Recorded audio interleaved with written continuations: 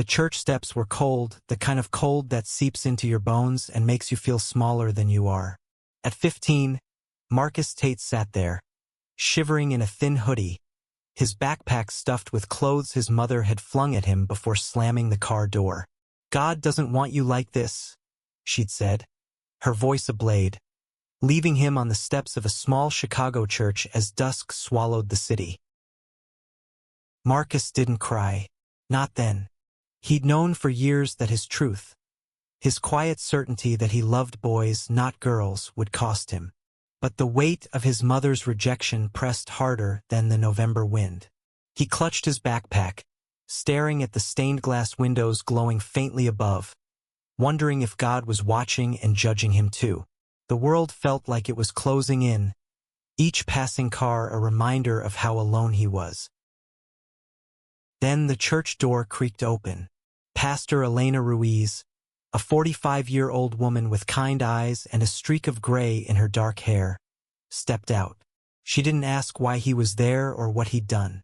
She just sat beside him, her wool coat brushing his arm, and said, "You look like you could use some hot cocoa." Her voice was warm, like a hearth in a storm. Marcus glanced at her, wary. He'd heard sermons that burned, words that made him feel like a mistake. But Elena's face held no judgment, only a quiet strength that made him feel seen. What makes someone a family? Is it blood?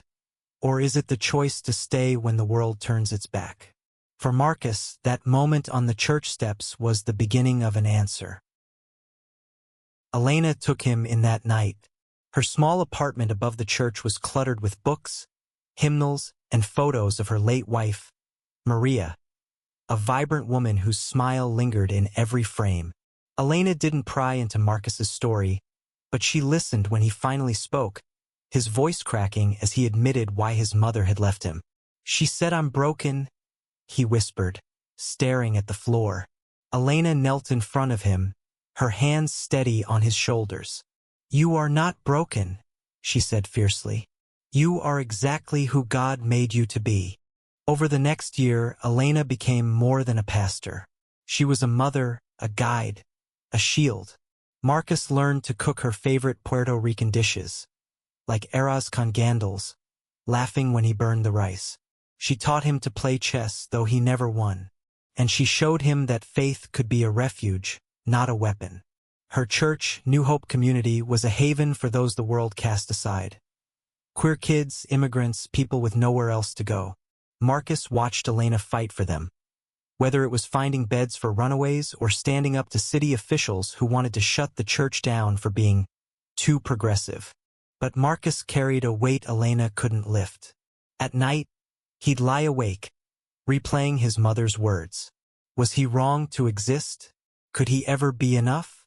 The questions gnawed at him, even as he grew stronger under Elena's care. By 17, he was helping at the church, organizing food drives and tutoring younger kids. He was good at it, making people feel safe like they belonged.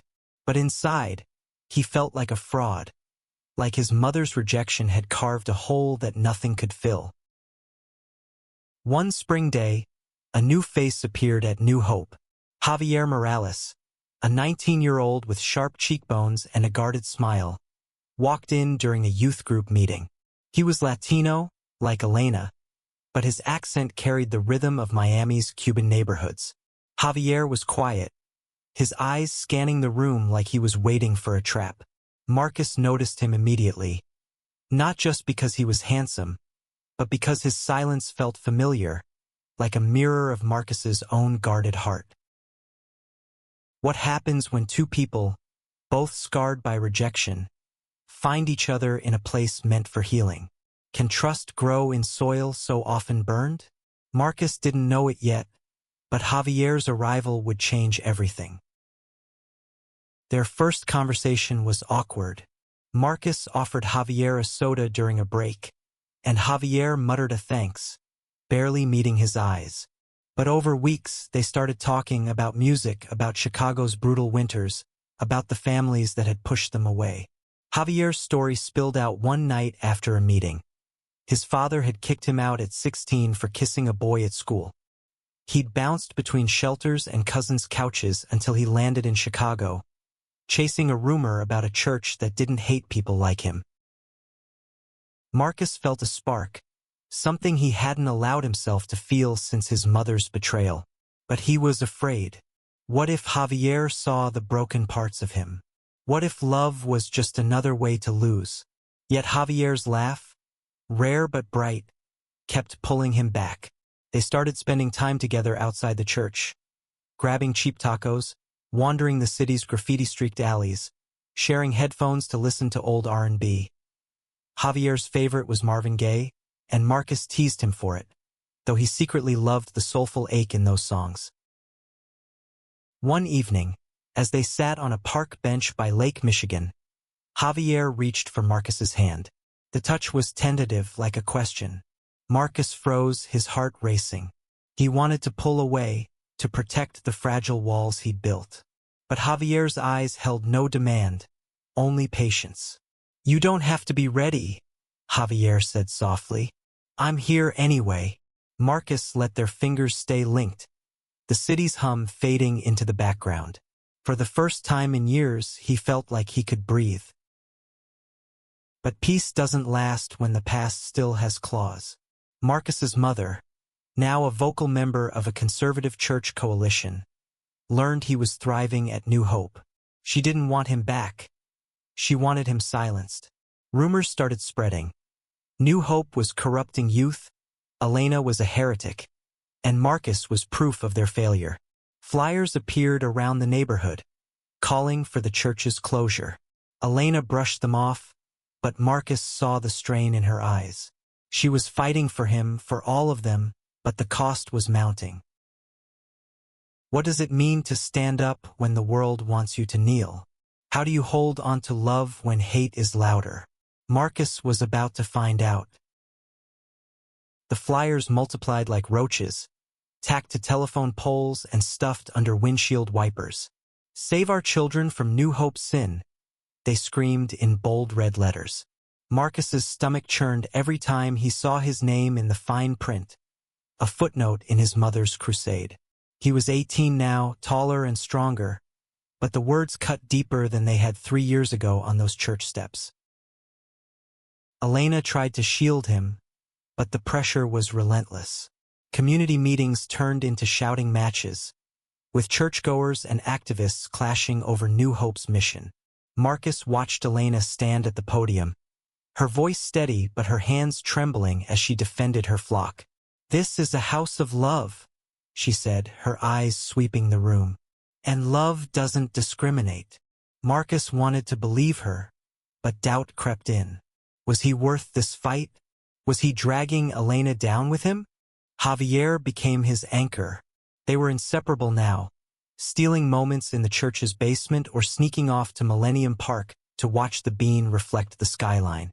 Javier had a way of making Marcus laugh, even when the world felt heavy. One night, under a street lamp's glow, Javier pulled out a sketchbook. "I drew you," he said, shy for once.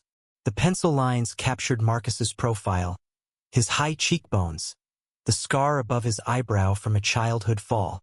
But it was the warmth in the sketch, the way Javier saw him, that made Marcus's chest ache. "You make me look whole," he said, voice thick. Javier just smiled. "You are." But the outside world wasn't as kind.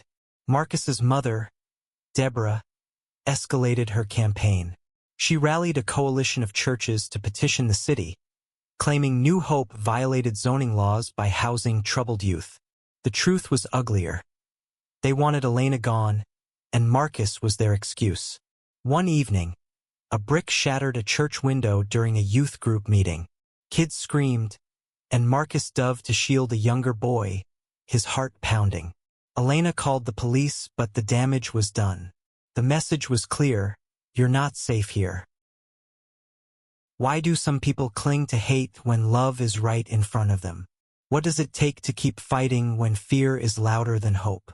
Marcus lay awake that night, Javier's arm around him, wrestling with those questions. Elena refused to back down. She organized a vigil outside the church, inviting the community to stand with them. Marcus helped hang fairy lights and set up folding chairs, his hands shaking as he worked. Javier stayed close, cracking jokes to ease the tension. "If they throw another brick, I'm catching it and building a sculpture," he said, winking. Marcus laughed, but his eyes kept scanning the crowd for threats. The vigil drew hundreds, queer teens, allies, even a few curious neighbors. Elena spoke, her voice carrying over the murmurs. "We're here because love is worth fighting for," she said. "Because every person deserves a home." Marcus stood beside Javier, their shoulders brushing, and felt a flicker of pride. But then he saw her, his mother, standing at the edge of the crowd, her face a mask of fury. Their eyes met, and Marcus felt 15 again, small and unwanted. She turned and left, but the weight of her gaze lingered. After the vigil, Marcus and Javier walked to a diner, splitting a plate of fries. Javier's hand rested on Marcus's knee under the table, a quiet reassurance. "She doesn't get to define you," Javier said, his voice firm. "You're more than her anger." Marcus wanted to believe him, but the doubt was a splinter he couldn't pull out. He leaned into Javier, letting the warmth of his presence dull the pain. The city's response came swiftly. Inspectors swarmed New Hope, citing minor violations, faulty wiring, an outdated fire exit. Elena fought back with legal aid from a pro bono lawyer, but the costs piled up. Marcus overheard her on the phone, begging for donations to keep the church afloat. Guilt gnawed at him. Was he the reason this was happening? Should he leave to protect Elena and the others? One rainy afternoon, he found Elena in her office, surrounded by bills and legal notices. "I'm sorry," he blurted. "If I wasn't here, they wouldn't be coming for you." Elena looked up, her eyes fierce. "Marcus, you are not the problem. They are. And we don't run from bullies." She pulled him into a hug, and for a moment, he felt like her son again, safe in her strength. But safety was an illusion. A week later, a letter arrived, threatening to expose Marcus's past. His mother's accusations, his time on the streets. It wasn't signed, but Marcus knew who sent it. The words burned, "You'll never escape what you are." He hid the letter from Elena, but Javier found it crumpled in his backpack. "We're fighting this together," Javier said, his jaw set. "You're not alone. What does it mean to be seen, truly seen, by someone who chooses you? And how do you stand tall when the world wants to tear you down?" Marcus was learning one painful step at a time. The letter was just the beginning. By Marcus's 19th birthday, the attacks on New Hope grew sharper, more personal. Deborah's coalition partnered with a local politician, Councilman Hayes, who saw the church as a convenient target to rally his base. At a city council meeting, Hayes called New Hope a breeding ground for deviants. His words broadcast on local news. Marcus watched the clip on Javier's phone, his stomach twisting as his mother stood behind Hayes, nodding. Elena fought back with grace, organizing fundraisers and speaking at community forums. But Marcus saw the toll it took, her late nights drafting legal responses, the worry lines deepening around her eyes. He wanted to protect her, to be the son she deserved. So he threw himself into the church's work, leading youth groups and repairing the broken window with Javier's help. They painted a mural over the boarded-up frame, a rainbow of hands reaching for a star. "This is us," Javier said, smudging paint on Marcus's cheek. "Unbreakable." But Marcus felt breakable. The letters kept coming, each one crueler than the last. "You're a disgrace," one read. "You'll burn for this," said another. He stopped showing them to Javier, afraid they'd taint the one good thing in his life. Javier noticed the change, though. "You're pulling away," he said one night, his voice soft but firm. They were in Marcus's tiny room above the church, the air thick with tension. "I can't lose you too," Marcus admitted, his voice breaking. Javier pulled him close, their foreheads touching. "You won't," he whispered. "I'm not going anywhere. What does it take to trust love when fear is a constant shadow? How do you hold on to hope when it feels like a lie?" Marcus clung to Javier's words, but the world kept testing them. One freezing January night, a fire broke out in the church's basement. It was small, contained quickly by firefighters, but the damage was done. Arson, they said. The police found traces of gasoline and a matchbook from a nearby bar. No arrests were made, but Marcus knew who was behind it. He saw his mother's face in every shadow, her hatred a fire of its own. Elena was unshaken, rallying the congregation to clean up the mess. "They can burn our walls, but not our spirit," she told them, her voice a beacon. Marcus helped scrub soot from the floors, his hands raw, his heart heavier than ever. Javier stayed by his side, hauling debris and cracking jokes to keep the younger kids calm. But when they were alone, he confronted Marcus. "You're carrying this like it's your fault," he said, his eyes searching. "It's not. It's hers." Marcus shook his head. "If I wasn't here, none of this would be happening." Javier grabbed his hands, forcing him to meet his gaze. "If you weren't here, I wouldn't be either. You're worth this fight, Marcus. You're worth everything." Those words carried Marcus through the next months. New Hope rebuilt, stronger than before, with donations pouring in from allies across the city. Marcus and Javier grew closer, their love a quiet rebellion against the hate outside. They stole kisses in the church's garden, planned a future where they could live without fear. But the threats didn't stop. Hayes pushed for a vote to revoke New Hope's nonprofit status, and Deborah's coalition flooded the neighborhood with propaganda. Marcus's name was everywhere, twisted into a weapon. One day, a reporter from a local paper approached Marcus outside the church. "Is it true your mother abandoned you for being gay?" she asked, her recorder thrust forward. Marcus froze, the old wound tearing open. Javier stepped in, his voice calm but firm. "He's not your story. Leave him alone."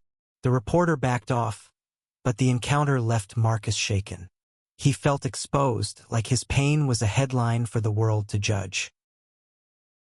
That night, Elena found him sitting on the church steps, the same ones where she'd found him years ago. "You're stronger than you know," she said, sitting beside him. "But you don't have to carry this alone." Marcus looked at her, tears burning his eyes. "What if I'm not enough?" he asked. Elena smiled, her hand on his cheek. "You are more than enough. You're my son."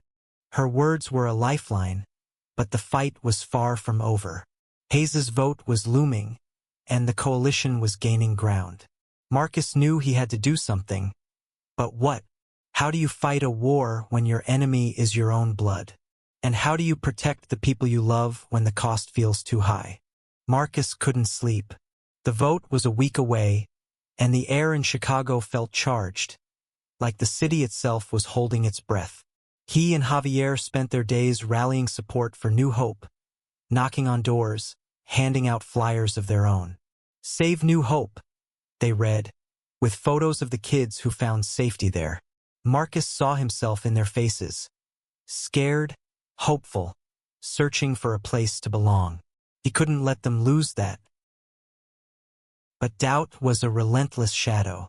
Every time he saw his mother's name in an article or heard her voice on the radio, preaching about saving souls, he felt like that 15-year-old boy again, abandoned and unworthy.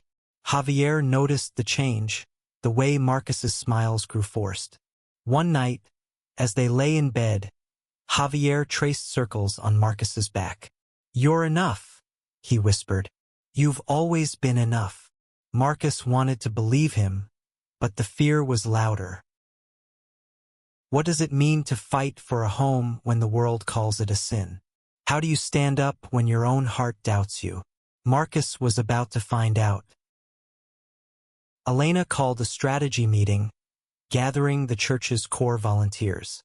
They crowded into her office, maps and legal documents spread across the table. The plan was simple but bold. A public rally outside City Hall the day before the vote. "We show them who we are," Elena said, her voice steady. "Not a threat, but a community." Marcus volunteered to speak, his voice shaking as he said it. Javier squeezed his hand under the table, a silent promise. The rally was chaos and beauty. Hundreds gathered, holding signs that read, "Love is not a sin," and "New Hope is home." Marcus stood on a makeshift stage, his heart pounding as he faced the crowd. Javier was in the front row, his eyes locked on Marcus, grounding him. "I was left on a church's steps because of who I am," Marcus began, his voice carrying over the murmurs. "But I found a family here. New Hope saved me, and it can save others too." The crowd cheered, but Marcus saw his mother in the distance, her face unreadable. For a moment, he faltered, but Javier's nod pulled him back. The rally made headlines, but it also sparked backlash. That night, vandals spray-painted slurs across New Hope's walls. Marcus and Javier worked until dawn to cover them, their hands stained with paint and anger. "They're scared of us," Javier said, his voice fierce. "That means we're winning." Marcus wasn't so sure. The vote was tomorrow, and Hayes's campaign had momentum. Rumors swirled that Deborah had dirt on Elena, something that could tip the scales. The next morning, Marcus found Elena in the church, praying quietly. "I'm scared," he admitted, sitting beside her. She took his hand, her grip firm. "Fear means you care," she said, "and caring is what makes us strong." Her words steadied him, but the weight of the day pressed down. At City Hall, the council chambers were packed, the air thick with tension.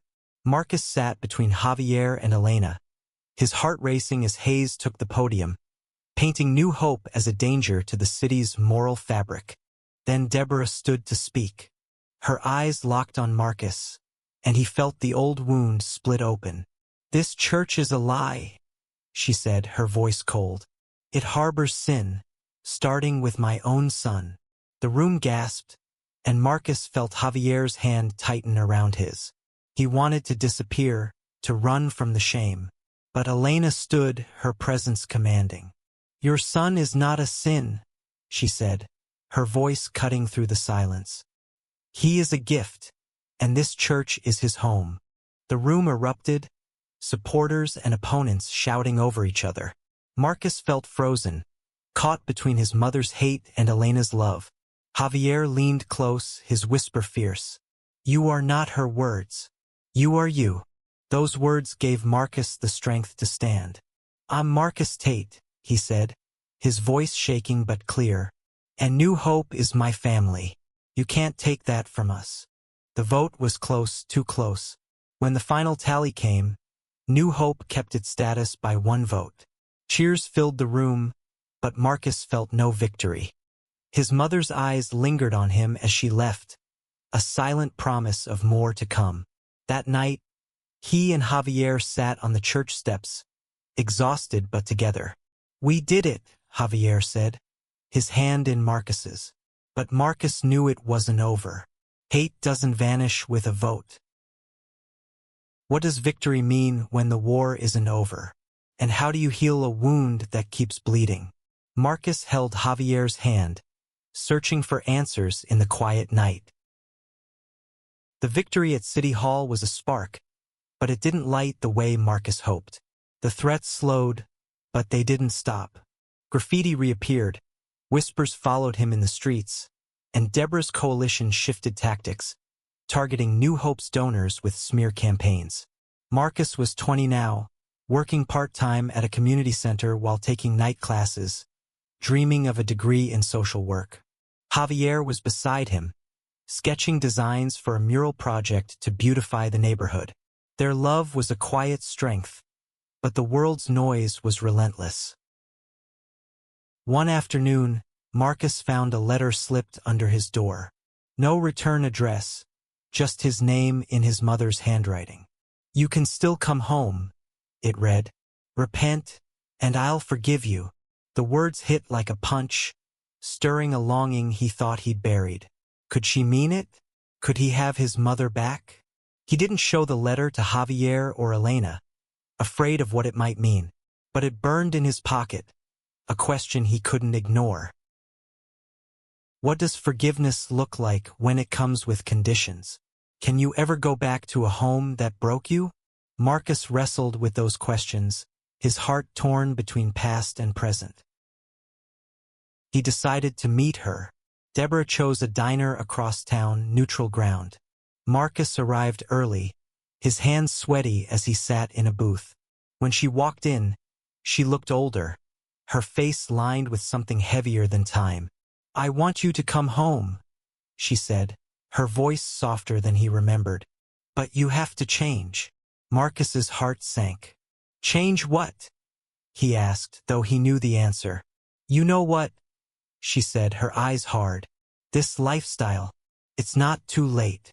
Marcus felt the boy inside him crumble, the one who'd once prayed for her love. But he wasn't that boy anymore. "I'm not a mistake," he said, his voice steady. "And I won't pretend to be someone I'm not." Deborah's face tightened, and she left without another word. Marcus sat there, the diner's hum fading, and realized he'd chosen himself. When he told Javier, the pain spilled out. "I wanted her to see me," he said, tears falling. Javier held him, his voice fierce. "I see you. Elena sees you. We're your family." Those words were a balm, but the wound was still raw. Marcus threw himself into his work, helping kids at the community center find their own strength. He saw his younger self in their eyes, and it gave him purpose. Elena noticed the change. One evening, she called him to her office. "I'm proud of you," she said, handing him a photo of them from his first Christmas at New Hope. "You're saving others, just like I knew you would." Marcus hugged her, the weight of her belief anchoring him. He wasn't just surviving anymore, he was building something. Months later, New Hope hosted a Pride event, the biggest yet. Marcus and Javier stood together, watching kids laugh and dance under rainbow flags. The church was alive, its walls painted with hope. But Marcus's eyes caught a figure at the edge of the crowd. His mother, watching silently. Their gazes met, and for a moment, he saw something new in her eyes. Not love, but doubt. She turned and left, and Marcus let her go. He didn't need her anymore. That night, on a park bench under Seattle stars, Marcus and Javier made a promise. "We'll build a life," Javier said, his hand in Marcus's. "Not just for us, but for everyone who needs it." Marcus nodded, his heart full. He thought of Elena, of the kids at New Hope, of the family he'd found. He wasn't broken. He was whole, and he would help others feel the same. What does it mean to save others when you're still healing?